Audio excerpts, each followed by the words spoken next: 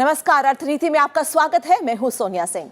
इस कार्यक्रम में हम पेचीदा आर्थिक मुद्दों के बारे में चर्चा करते हैं, लेकिन सरल भाषा में। आज बात रुपए की। जी हां, रुपए को आज दुनिया भर में एक मजबूत मुद्रा के रूप में देखा जा रहा है, लेकिन कुछ समय पहले ऐसा नहीं था। अभी फरवरी में रुपया डॉलर के मुकाबले 71 रुपए 61 पैसे पर पहुंच गया था, लेकिन इसके बाद से इसमें मजबूती देखी गई और आज ये डॉलर के मुकाबले 68 रुपए 50 पैसे के स्तर पर है। रुपए में ये मजबूती कैसे आई? क्या ये मजबूती बरकरार रहेगी? इस मजबूती में रिजर्व बैंक की क्या भूमिका है और एक मजबूत रुपए के लिए आरबीआई क्या करने जा रहा है? इन सब पर आज बात करेंगे अर्थनीति में।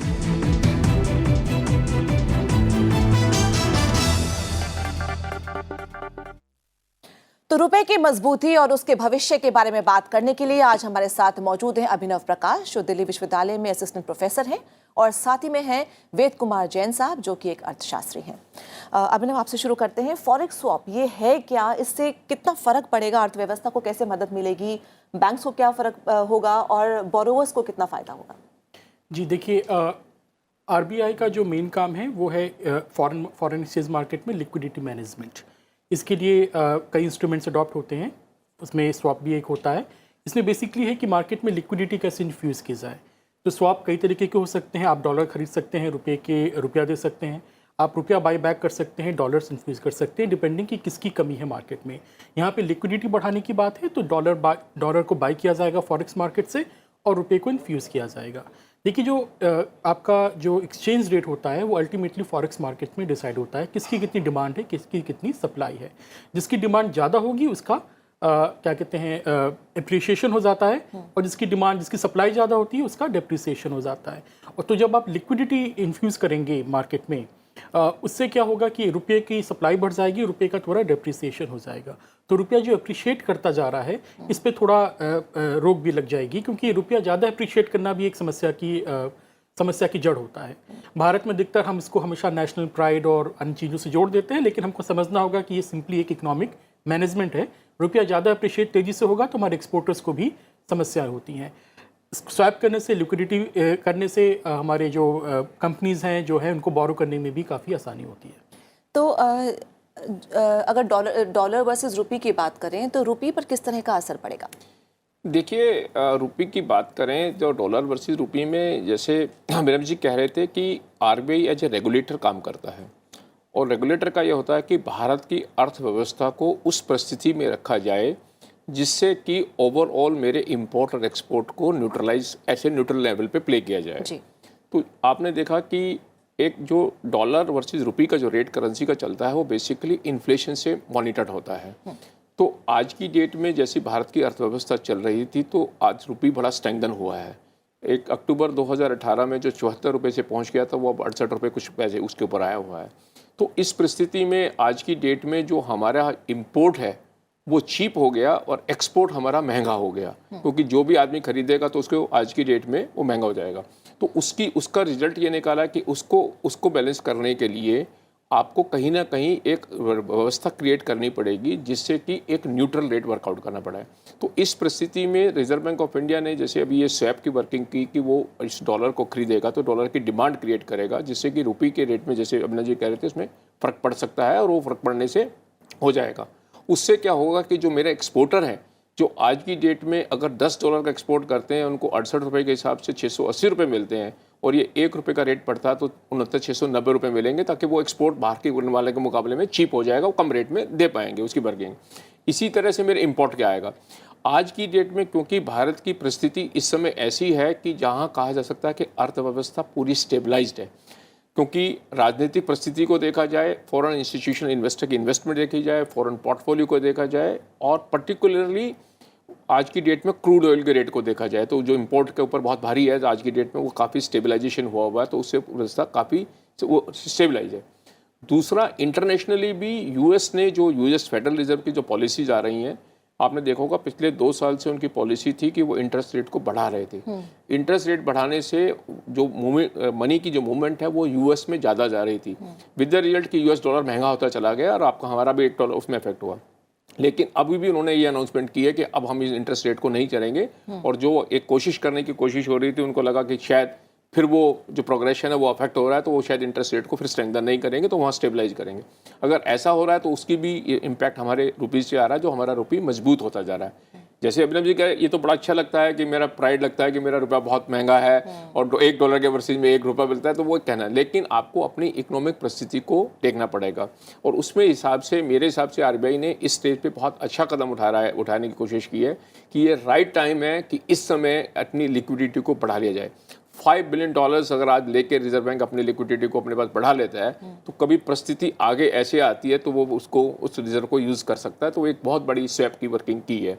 तो ये एक रेगुलेटर की इंटरवेंशन है, जो मैं कहूँगा कि बहुत रेगुलरली नहीं होती। 2013 में पहले हुई थी और उसके बाद अब ये हो रही है। तो ये एक रेगुलेटर की इंटरवेंशन है इकोनॉमिक की स्टेबलाइज करने की। जैसे कि जैन साहब ने बोला कि यूएस फेड से अब रेट हाइक की उम्मीद नहीं है, इशारा हो गया है। अप्रैल में एक और रेपो रेट कट हो सकता है, तो क्या रुपये अब स्टडी रहेगा? रुपी स्टडी रहेगा, देखिए ये कहना इतने वॉलेटाइल एनवायरनमेंट में, जो वर्ल्ड मार्केट बहुत ही वॉलेटाइल है, ये बहुत सही बात नहीं होगी। देखिए पिछले 1 साल में देखा, रुपी बहुत कमज़ोर भी हुआ है, फिर अचानक से मजबूत भी हो रहा है। तो हमको ये समझना पड़ेगा कि इस समय जो स्थिति है उसमें हम ये नहीं कह सकते हैं कि इसकी रुपये की फेयर वैल्यू क्या है।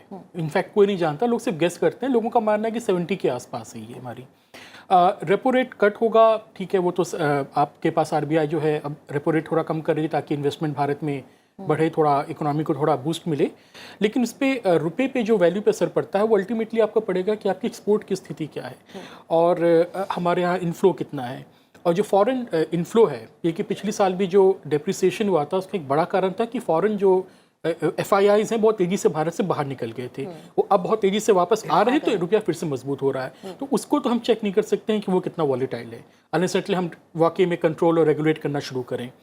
मेरा मानना है कि रुपया किसी भी हालत में अगले कई सालों तक 75-74 के ऊपर नहीं जाएगा। इसके कई फैक्टर्स हैं, लेकिन मेरे को लगता है कि 71-72 के आसपास इसको रहना चाहिए। आरबीआई की जो पॉलिसी रही है, आरबीआई ने पिछले साल भी सिग्नल दिया था कि हम इसको इसी वैल्यू के आसपास मेंटेन करेंगे। पिछले साल भी आरबीआई ने मार्केट में इंटरवीन किया था, जो रुपया बहुत तेज़ी से डिप्रिसिएट कर रहा था, और भी बहुत सारे सरकार ने भी बहुत सारे रिफॉर्म्स किए थे। रिफॉर्म्स नहीं किए थे मतलब थोड़ा चेंजेस किया था कि बोरिंग आसान हो जाएगी, एक्सटर्नल कमर्शियल बोरिंग आसान कर दी थी, मसाला बॉन्ड पे बोरिंग आसान कर दी थी, इंपोर्ट्स टैरिफ लगा दिए थे।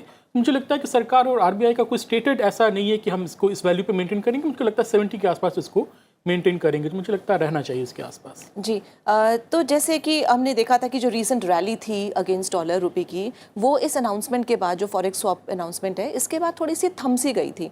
लेकिन फिर भी जो विदेशी निवेशक हैं वो भारतीय इकोनॉमी में काफ़ी ज़्यादा अब निवेश कर रहे हैं, तो अब बैलेंस आउट हो जाएगा वो?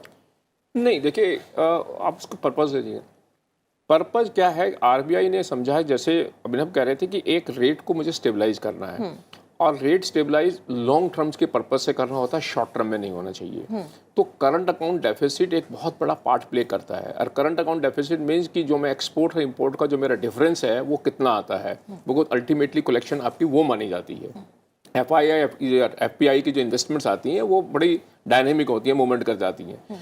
तो अब रिजर्व बैंक ने जो इंटरवीन किया, वो रिजर्व बैंक ने इंटरवीन ये किया कि अगर मैं इसको डॉलर को आज की डेट में खरीदता हूँ तो डॉलर की डिमांड बढ़ा रहा हूँ, डॉलर की डिमांड बढ़ा रहा हूँ, तो नेचुरल है कि रुपया कमज़ोर होगा उसके मुकाबले में। मेरे पास इस समय साधन है करने का, तो उससे क्या होगा कि जो निवेश की जो बातें हैं, बाहर का कॉन्फिडेंस और बढ़ेगा इंडिया में, कि जब रिजर्व बैंक ने अपनी रिजर्व में इस स्वैप के अंदर $5 बिलियन और डाले हैं, तो कल को कोई परिस्थिति ऐसी आती है जिस पे रुपये के ऊपर प्रेशर बनता है, तो रिजर्व बैंक इस पोजीशन में होगा कि इस डॉलर को मार्केट में सप्लाई करे। जैसे आप देखिए अक्टूबर में क्या हुआ था, जब वो रुपया 74 रुपये क्रॉस कर गया तो रिजर्व बैंक को पर फोर्स डॉलर को मार्केट में बेचना पड़ा। अल्टीमेटली रुपये या डॉलर का रेट तो सप्लाई या डिमांड का है। आज अगर डिमांड ज़्यादा है तो डॉलर का रेट बढ़ जाएगा, और आज डॉलर का डिमांड कम है तो गिर जाएगा।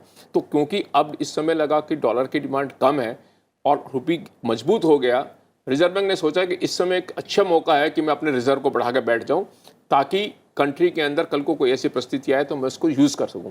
जब रिजर्व बढ़ गए तो नेचुरल आपकी साख बढ़ गई, वर्थ बढ़ गई मार्केट में, तो इन्वेस्टर बाहर वाला भी जो है, निवेशक है और भी हैं, वो सब सोच रहे हैं, जब कह रहे हैं कि बाहर से जो निवेश आ रहा है वो क्यों आ रहा है, कि लोगों को लगा कि इंडिया में आज की डेट में अगर मैं इन्वेस्ट करता हूँ तो मेरी इन्वेस्टमेंट सेफ है। इसका एक और कारण देखिए, अभी मसाला बॉन्ड की बात हो रही थी। मसाला बॉन्ड का मतलब है वो बॉन्ड जो इंडियन रुपी में डिनोमिनेटेड है और जिसका इंटरेस्ट रेट इंडियन रुपी के हिसाब से मिलता है। नॉर्मली तो मसाला बॉन्ड में लोगों का इंटरेस्ट नहीं होता, क्योंकि आज मैं अगर 68 रुपये या 70 रुपये के डॉलर में बॉन्ड ले लूँ और कल रेट 74 हो जाए तो मेरी जो इंटरेस्ट मिलेगा उससे डेप्रीशिएट हो गया। लेकिन अब मसाला बॉन्ड की भी डिमांड आ गई, लोगों को ऐसे लगने लगा कि अगर 68 या 70 रुपये के डॉलर में मसाला बॉन्ड करता हूँ और 2 साल के बाद भी अगर ये रेट 70 रुपये रहता है और मुझे जिस इंटरेस्ट रेट इंडियन रुपये के हिसाब से मिलता है तो मेरे लिए इससे बढ़िया क्या परिस्थिति हो सकती है। तो ये एक भारतीय अर्थव्यवस्था की मजबूती की इंडिकेशन है कि भारतीय अर्थव्यवस्था कितनी मजबूती की तरफ बढ़ रही है। मसाला काफ़ी डिमांड में है। जो ऑफशोर कॉर्पोरेट बोरोइंग की अगर बात करें उस पर कोई असर होगा? जैसे अभी higher cost of borrowing abroad है, उसको एक तरह से फिक्स कर दिया जाएगा इस स्वैप के जरिए, क्योंकि डिमांड डोमेस्टिक और अगर ऑफशोर की बात करें तो इक्वलाइज हो जाएगा रेट, अगर हम बोलें तो। नहीं, आपके कहने का मतलब है रुपये की वैल्यू में अगर कुछ चेंज होता है डॉलर की वैल्यू में तो उससे होगा जी, उसका असर तो पड़ेगा। लेकिन जो एक्सटर्नल बोरिंग्स होती हैं वो कई फैक्टर्स पे डिपेंड करती हैं।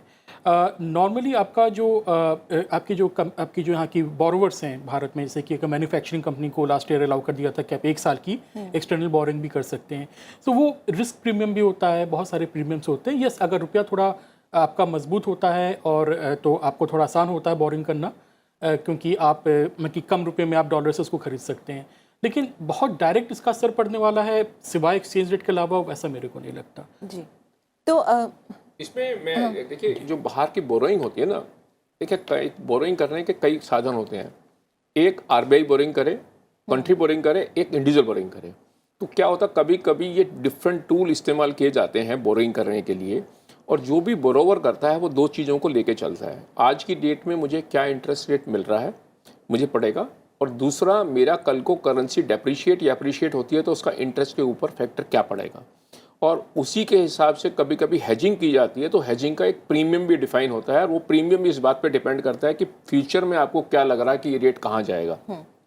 जैसे आज की डेट में मैं अगर 68 रुपये के हिसाब से डॉलर को लेके अगर कोई कमर्शियल बोरोइंग कर दूँ फॉरेन करेंसी की, तो मुझे अगर सपोज करो 1 साल के बाद उसको रीपेमेंट करना है, और कोई मुझे कहे कि आप डॉलर की बोरिंग कर लीजिए और आपके ऊपर 2% का इंटरेस्ट रेट पड़ेगा, और मुझे ऐसा लगता है कि रेट अगले साल भी 68 रुपये होगा, तो मुझे इससे अच्छी स्थिति नहीं है, क्योंकि मैं अगर रुपीज़ में लेता हूँ तो मुझे आज के डेट में 8 या 10% इंटरेस्ट देना पड़ता है, वो 2% मिलता है। फिर मैं अगर अपने आपको हेज भी करने जाऊँ और रुपीज़ की वैल्यू अच्छी चल रही है तो हेजिंग में हो सकता है 2, 3, 4% की कॉस्ट आए, तो वो भी मैं मान के चलूँ तो वो भी 6% हो गया, तो वो मजबूती की तरफ दिखाता है। तो ये जो इकॉनमी में सारे फैक्टर्स बिल्ट इन किए जाते हैं, ये आरबीआई ने एक तरह के जब ये कर रहा है, स्वैप कर रहा है, तो आरबीआई क्या कर रहा है, आरबीआई ने डॉलर खरीद लिए और रुपीज़ को मार्केट में दे दिया, बाजार के अंदर कि ये रुपये लेके दे दिए कि मेरे से ले लिए। तो इससे ही जो आरबीआई का जो रिजर्व बढ़ रहा है, बेसिकली आरबीआई ने अपने यहाँ स्टोर कर लिया रुपये दे के मार्केट में। अब वो बाजार में रुपीज़ आएगा, उसका सर्कुलेशन से एक इकोनॉमी पे अलग इंपैक्ट आता है, वो भी इंपैक्ट आता है, ऐसा नहीं कि उसका इंपैक्ट नहीं आता है। लेकिन कभी कभी मजबूती करने के लिए ये स्टेप उठाने के लिए भी जरूरी है बैलेंस आउट करना जी, और बैंक्स को भी थोड़ा फायदा होगा कि थोड़ा इंटरेस्ट अर्न करने को मिलेगा। छोटा सा ब्रेक यहाँ लेंगे, लेकिन चर्चा रहेगी जारी। आप देखते रहिए राज्यसभा टीवी।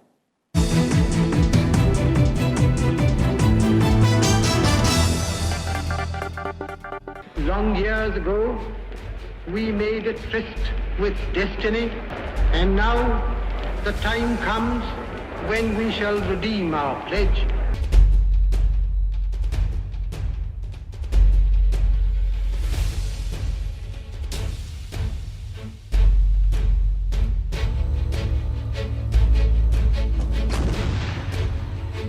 प्रजा की सामूहिक निर्णय का आदर करना आवश्यक है। इनके फैसले को मैं और मेरे सहयोगी पूरी तरह से और नम्रतापूर्वक स्वीकार करते हैं। हम संख्या बल के सामने सर झुकाते हैं और आपको विश्वास दिलाते हैं कि जो कार्य हमने अपने हाथ में लिया है वो जब तक राष्ट्रीय उद्देश्य पूरा नहीं कर लेंगे तब तक विश्राम से नहीं बैठेंगे।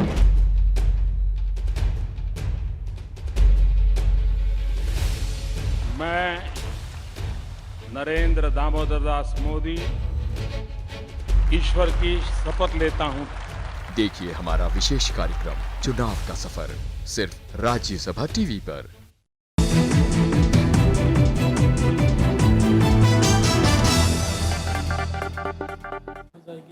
बाजार में तरलता लाने के लिए आरबीआई ने $5 बिलियन को स्वैप करने का ऐलान किया है और ये 26 मार्च को होने वाला है। करीब 35,000 करोड़ रुपए सिस्टम में आ जाएंगे। इस सब का क्या असर होगा, इस पर हम कर रहे हैं चर्चा। अभिनव, ये बताएं, 2013 में रघुराम राजन ने ये स्टेप उठाया था और अब ये दोबारा किया जा रहा है। तब एक फिक्स रेट था, लेकिन इस बार ये ऑक्शन के जरिए हो रहा है, तो कितना डिफरेंट है ये? मैं देखिए बताऊं इसमें क्या होता है। देखिए, जो फिक्स रेट किया था ये इकोनॉमिक कंडीशन के ऊपर बहुत डिपेंड करता है। जैसे कंपनी का आईपीओ होता है, पब्लिक इश्यूज होता है, और एक क्यूआईपी कहते हैं हम करते हैं।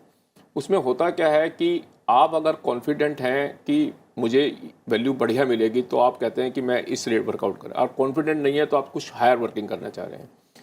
जो पुराना स्वैप था वो एक डिफरेंट परिस्थिति में था। उसको फिक्स रेट में इसलिए किया कि उस समय डॉलर को स्ट्रॉन्ग स्टेबलाइज करने के लिए ये बहुत ज़रूरी था कि वो रिज़र्व बढ़ाया जाए ताकि आरबीआई इसको इमीडिएटली यूज़ करे।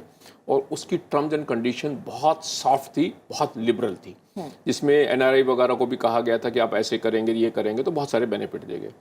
जब ऑक्शन किया जाता है तो ऑक्शन में आप ये कहते हैं कि मैं ये देने के लिए तैयार हूँ, बाई कर स्वैप करने के लिए तैयार हूँ, आप रेट एक दूसरे को कोट करिए। तो रेट कोट करते समय ऑक्शन में बिडिंग होती है और आरबीआई को लगता है कि मेरे यहाँ बहुत ज़्यादा बिडर होंगे, अच्छे बिडर होंगे, ज़्यादा होंगे, और मैं मिनिमम कॉस्ट पे उसको निकाल कर ले जाऊँगा। तो ये स्वैप का एक तरीका है ऑक्शन करने का।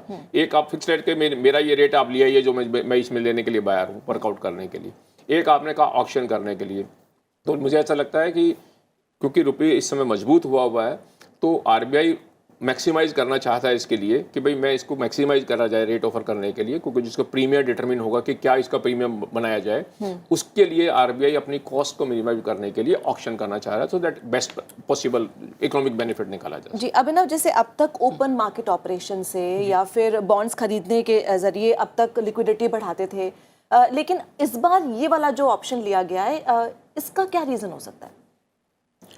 देखिए, इसका जैसे कि आप बता रहे थे पहले कि इस समय रुपया अप्रिशिएट कर रहा है, तो हम कम कॉस्ट पे जो है अपना जो रिजर्व्स को जो है स्ट्रेंथन कर सकते हैं, इंक्रीज़ कर सकते हैं। लेकिन ये रेगुलर मैकेनिज्म नहीं है, जैसे कि पिछली बार भी कई साल पहले यूज़ किया गया था, अब यूज़ किया गया है। ओपन मार्केट ऑपरेशन होगा तो रेगुलर यूज़ में होने वाले आपके जो इंस्ट्रूमेंट्स होते हैं। इसका मेन कारण ये है कि आपको थोड़ा लिक्विडिटी इन्फ्यूज़ भी करना है, रिजर्व भी बढ़ाना है। आपके इंडिकेटर्स इस समय सही हैं, स्टेबिलिटी से बता रहे थे, और प्लस आपको रुपया जो अप्रिशिएट जो मोमेंटम बना हुआ है उसका कारण है कि आपका से ऑयल प्राइसेस जो गिर रहे हैं और जो एफआईआईज बहुत तेज़ी से अंदर आ रहे हैं, तो उसको आप मैक्सिमाइज करने के लिए, उसको यूटिलाइज करने के लिए आप कह रहे हैं ये सही अपॉर्चुनिटी है कि यहाँ पे इसको हम स्वैप करके इसको हम कर सकते हैं। लेकिन जो बाकी इंस्ट्रूमेंट्स हैं उसका कंपैरिजन नहीं किया जा सकता, वन ऑफ इंस्ट्रूमेंट्स का आप नहीं कर सकते हैं कंपैरिजन। जी तो एनबीएफसी का जो लिक्विडिटी क्राइसिस था उसके बाद अब ये जो प्राइवेट बोरोइंग कॉस्ट होगी अब उससे अब ये कम होगी? नहीं, देखिए उसका इसके ऊपर कोई इम्पैक्ट नहीं होगा। देखिए ये दो डिफरेंट एस्पेक्ट्स हैं। आरबीआई का फॉरेन एक्सचेंज का जो स्वैप है उसका तो सिर्फ डॉलर वर्सेस रुपीज़ की वर्किंग है, और एक अपने आप में स्ट्रेंथ क्रिएट करने की कि कंट्री की रेगुलेटर के पास जो सेंट्रल बैंक है उसके रिजर्व्स कितने हैं और क्या उसकी पोजीशन चल रही है। जो एनबीएफसी की रेट की वजह वर्किंग है उसका इनडायरेक्ट इम्प्लीकेशन तो आते हैं, क्योंकि जैसे जैसे इकोनॉमिक स्ट्रांग होती है और इन्फ्लेशन पे कंट्रोल होता है तो इंटरेस्ट रेट लोअर होते हैं, और इंटरेस्ट रेट लोअर होते हैं तो मैन्युफैक्चरिंग हो चाहे एनबीएफसी हो, जो इंटरेस्ट रेट है उसको उनको एडवांटेज मिल जाता है, जो आर्बिट्राज करने का एडवांटेज मिल जाता है। पिछले आपने देखा होगा 1-2 सालों में कुछ परिस्थिति ऐसी आई जिसमें आरबीआई को रजिस्ट करना पड़ा कि मैं इंटरेस्ट रेट को कम नहीं करेंगे। उनको अप्रीहेंशन थी कि इन्फ्लेशन का एक इशू है, और आज की डेट में अगर मैं लिबरलाइज करता हूँ, इंटरेस्ट रेट को लोअर करता हूँ तो मेरे चैलेंजेज हैं। अब मुझे ऐसा लगता है कि वो स्टेबलाइजेशन फैक्टर आने की वजह से, जैसे आप उम्मीद कर रहे थे कि आरबीआई की पॉलिसी में संभवता है कि वो इस बात को ध्यान में रखते हुए कर रहे थे, लेकिन ये कहना कि आरबीआई की इस फॉरेन एक्सचेंज स्वैप से कोई एनबीएफसी के इंटरेस्ट रेट पे डायरेक्ट इम्प्लीकेशन होगा, मैं नहीं समझता हूँ कि वो इम्प्लीकेशन इसमें डायरेक्ट आने के बाद वर्क करती है, क्योंकि इसका कोई मुझे ऐसा लाइव नेक्सस या डायरेक्ट नेक्सस नज़र नहीं आता अपेरेंटली। तो बैंक्स इस लिक्विडिटी को कैसे इस्तेमाल करें उस पर बहुत डिपेंड करेगा इसका सक्सेस। जी देखिए, भारत में पिछले हम 1-2 साल से समस्या देखने की एक लिक्विडिटी क्रंच है। बैंक्स लेंड नहीं कर रहे हैं, उसकी लॉन्ग टर्म भी समस्याएं थी, जो आपका एनपीएस की प्रॉब्लम बहुत ज़्यादा थी, उसके अलावा जो आपका जीएसटी और डिमोनेटाइजेशन के बाद जो एक प्रॉब्लम आई थी कि एक तो डिमांड भी थोड़ी कम हो गई थी और एक तो बैंक्स भी रिलेक्टेंट थे। आप लिक्विडिटी थोड़ा इन्फ्यूज़ करेंगे, थोड़ा आपका इंटरेस्ट रेट कम होगा, बोरिंग भी बढ़ेगी, और ये बहुत डिपेंड करता है कि ये किस तरफ लेंडिंग जा रही है। अगर ये मैन्युफैक्चरिंग में जा रही है तो आपको लॉन्ग टर्म में फ़ायदा होगा, लेकिन अगर ये नॉर्मल एकदम कंजम्पशन में चली जा रही है तो इसका बहुत फ़ायदा नहीं होगा। सो बैंक्स इसको कितना यूज़ करेंगे, क्या वो कॉन्फिडेंट हैं अभी लेंड करने के लिए कि नहीं, इस पे बहुत डिपेंड करेगा। मुझे लगता है कि एनपीएस की जो प्रॉब्लम है आपकी, जो यहाँ से वो रिजॉल्व हो रही है आईबीसी कोर्ट के बाद, तो बैंक्स में भी एक तरीके का एक ओपननेस आ रही है थोड़ा लेंड करने की मैन्युफैक्चरिंग को, बिजनेस को। सो यस, उसका असर तो पड़ता ही है फिर। तो जैन साहब, क्या ये रेगुलर फीचर अब हो सकता है कि नहीं, या वन ऑफ है? मैं ये तो नहीं कहूँगा कि ये रेगुलर फीचर हो सकता है। देखिए, ये वन ऑफ द फीचर है, और ये एक जिसे कहते हैं कि इंटरवेंशन रेगुलेटर की बड़ी सोची समझी और अंडर एक लॉन्ग टर्म पॉलिसी में होती है। और रेगुलर फीचर के लिए तो लॉन्ग टर्म पॉलिसी होती नहीं है इसका पार्ट का करने का, और उसकी मुझे लगता है कुछ ज़रूरत भी नहीं पड़ेगी। क्योंकि इशू क्या है कि अपने रुपये को एक डॉलर के रेट पे कहीं ना कहीं स्टेबलाइज करा जाए और वो इन्फ्लेशन से रिलेटेड हो जाए। और उसका एक बैकग्राउंड भी देखिए ना, कि जब अक्टूबर में रेट ऊपर गया तो आरबीआई ने बहुत सारा डॉलर रिलीज़ किए थे, काफी मार्केट में दिए होंगे वो उस समय डॉलर के उसको रुपये को ऊंचा रोकने के लिए। तो उसी का पाल है ये इंटरवेंशन। समय समय पर अगर वर्ल्ड की इकोनॉमिक परिस्थिति ऐसी बनती है जहाँ लगता है कि मुझे करंट अकाउंट डेफिसिट को देखते हुए मुझे एक्सपोर्ट को स्टेबलाइज कराने के लिए और एक्सपोर्ट में शॉर्टफॉल नहीं आ जाए, तो मुझे डॉलर को एक पर्टिकुलर रेट पे रखना ज़रूरी है, तब ये इंटरवेंशन ऐसी उम्मीद की जा सकती है। अब की बार की जो इंटरवेंशन है वो एक पॉजिटिव नोट पे है, स्ट्रेंथन की नोट पे है, और कंट्री की एक स्ट्रेंथ को दिखा रही है। अब की बार मजबूरी वाली इंटरवेंशन नहीं है जो नॉर्मली होती है जैसे इंटरवेंशन, अब की बार ये पॉजिटिव इंटरवेंशन। तो प्रिवेंटिव मेजर एक तरीके से, कि आपका रुपया मजबूत है, आप उसको जो है यूटिलाइज कर लें। तो इसका क्या आम आदमी तक भी कोई असर हो सकता है? क्या मतलब इन्फ्लुएंस कर सकता है ये लोन्स पर, मे बी होम लोन्स पर, अगर लिक्विडिटी ज़्यादा बढ़ जाती है, या सिर्फ एक्सपोर्ट फोकस है? नहीं, अगर लिक्विडिटी बढ़ती है तो उसका तो वाइड स्पेक्ट्रम असर होता है, सिर्फ एक्सपोर्ट फोकस नहीं है। अगर बैंक्स के पास ज़्यादा लिक्विडिटी है तो ज़्यादा लेंड करेंगे, डिपेंडिंग कि बैंक्स लेंड करना चाहते हैं कि नहीं। तो अगर बैंक्स भी लिक्विडिटी ज़्यादा है, अपने इंटरेस्ट रेट कम करते हैं, तो जनता को उसका फ़ायदा पहुंचेगा। लेकिन वो ट्रांसमिशन मैकेनिज्म बहुत लंबा है, कोई ऐसा 1 to 1 नहीं होता है आपका कि आपने यहाँ पे इस तरह का कुछ लिक्विडिटी इन्फ्यूज़ कर दिया और इंटरेस्ट रेट्स कम हो गए लोगों को। जो ट्रांसमिशन मैकेनिज्म बहुत चीज़ पे डिपेंड करता है। सबसे बड़ी बात है कि बैंक्स कितने कॉन्फिडेंट हैं। अभी भी बैंकों की जो हालत है वो कई बैंकों की आप देख रहे हैं कि प्रॉब्लम में चल रहे हैं। लेकिन जिस तरीके से गवर्नमेंट ने पिछले कुछ सालों में किया है कि हमने कैपिटल इन्फ्यूज़न भी किया है, और गवर्नमेंट की स्टेटेड पॉलिसी भी है कि हम बैंक्स को डाउन नहीं जाने देंगे। कुछ बैंकों के ऊपर आरबीआई ने रिस्ट्रिक्शंस भी लगाए थे, उनको नच भी किया जा रहा है सही रास्ते पे आने के लिए। तो उसमें अगर लिक्विडिटी हम बढ़ा पाते हैं तो जाहिर है कि कुछ असर तो जनता को उसका फ़ायदा पहुंचेगा। लेकिन मुझे लगता है कि टारगेटेड ज़्यादा आपकी बिजनेस और मैन्युफैक्चरिंग की तरफ ज़्यादा है। मैं इसको एक दूसरे ढंग से एक्सप्लेन थोड़ा सा और कर दूं। हाँ जी। क्या देखिए, स्वैप का मतलब क्या है? स्वैप का मतलब ये है कि रिजर्व बैंक कह रहा है आपके पास जो डॉलर है आप मुझे दे दीजिए, मेरे बदले मेरे से रुपया ले लीजिए, और मैं आपको ये डॉलर फिक्स टर्म जो ऑक्शन की टर्म्स बनेंगे इसके बाद इसमें आपको इतना मैं वापसी कर दूंगा। तो जो लोग स्वाभाविक डॉलर देंगे, जो भी इंस्टीट्यूशन हैं जो भी आएंगे इसके अंदर, वो रुपये उनके हाथ में आएगा और अल्टीमेटली वो रुपये यूज़ किया जाएगा। ये तो है नहीं कि कोई आइडल रखा जाएगा। उस रुपये की बाजार में एक तरह की सर्कुलेशन बढ़ेगी, और वो नेचुरल है कि वो लोगों की उम्मीद होंगी कि वो सर्कुलेशन बढ़ा के कहीं ना कहीं निवेश करेंगे, कहीं ना कहीं एडवांस करेंगे, लोन देंगे, तो वो इकोनॉमी को एक बूस्ट मिल सकता है। कि वो भी एक ऑब्जेक्टिव हो सकता है कि इससे इस इकोनॉमी को बूस्ट करने के लिए ये राइट टाइम है कि इसको ऐसे यूज़ किया जाए। तो 3 साल बाद जब ये वापस खरीदा जाएगा तब कुछ असर होगा? मतलब तब 3 साल बाद की क्या स्थिति होगी? देखिए, ये जिस समय इशू किए जाते हैं उस समय ये सारी परिस्थिति अपने सोची जाती हैं। हाँ जी। कि जब ये रिडेम्पशन आएगी तो उस समय इसका कैसे किया जाएगा, क्या वर्किंग की जाएगी। तो ये स्वाभाविक है कि जब ये प्लान किया गया है कि ये अभी हम कह रहे हैं $5 बिलियन किए गए हैं, तो ओवर ए पीरियड साधन कैसे बनाएंगे। जो प्रोजेक्शंस हैं रिजर्व बैंक ने बनाई है कि भाई हम इसको रीपेमेंट करेंगे तो कैसे करेंगे। आज की डेट में परिस्थिति क्योंकि स्ट्रांग है और कोई फ्यूचर की इंडिकेशन ऐसी नज़र नहीं आती है। ये स्वाभाविक है कि जब वो आरबीआई उसे वापस करने लगेगा तो आरबीआई को भी कहीं ना कहीं से वर्किंग करने के लिए लिक्विडिटी का रिवॉल्व अराउंड करेंगे। लेकिन इतनी बड़ी इंडियन इकॉनमी को देखते हुए मुझे नहीं लगता कि 3 साल के बाद कोई इतने $5 बिलियन के लिए कोई बहुत बड़ा चैलेंज आरबीआई को आएगा इसके बारे में। अब मुझे ऐसा नहीं लगता इसके बारे में। तो महंगाई पर कोई असर नहीं पड़ेगा क्योंकि आरबीआई अपनी बैलेंस शीट को एक्सपैंड नहीं करना चाह रहा था? देखिए, आरबीआई का ओरिजिनल मैंडेट इन्होंने जो किया है कि हमने टारगेटेड इन्फ्लेशन करनी है। सो आरबीआई का जो अभी भी स्टैंड रहेगा वो इन्फ्लेशन टारगेटिंग पे ही रहेगा। तो इसमें अगर जैसे आपने बोला कि पोर्टफोलियो को एक्सपैंड नहीं किया है तो न्यू प्रिंटिंग ऑफ मनी नहीं हो रही है। तो इन्फ्लेशन पे बहुत सीधा असर नहीं आना चाहिए। लेकिन लिक्विडिटी अगर मार्केट में बढ़ती है तो इन्फ्लेशन पे कुछ तो एक अपस्विंग होता है, उस पर अपवर्ड प्रेशर बढ़ता है। डिपेंड करता है कि ये मैंने पहले भी कहा कि ये लिक्विडिटी जा किस तरफ रही है। अगर ये आपकी प्रोडक्शन कैपेसिटी पे जा रही है तो लॉन्ग टर्म पे इन्फ्लेशन पे इसका बहुत असर नहीं पड़ना चाहिए। लेकिन अगर सीधे ये कंजम्पशन एक्सपेंडिचर पे जाएगी, डिमांड इंक्रीज सीधे हो जा रही है, तो कुछ अपस्विंग हो सकता है। लेकिन मुझे नहीं लगता कि बहुत बड़ा अमाउंट भी नहीं है कि बहुत ज़्यादा असर, बहुत कोई नोटिसेबल असर नहीं पड़ना चाहिए इसका। चलिए, आप दोनों स्टूडियो में आपका बहुत बहुत शुक्रिया। तो एक्सपेरिमेंटल मूव है, इसका क्या असर आगे रहेगा, इस सब पर भी रहेगी राज्यसभा टीवी की नज़र। आप देखते रहिए राज्यसभा टीवी।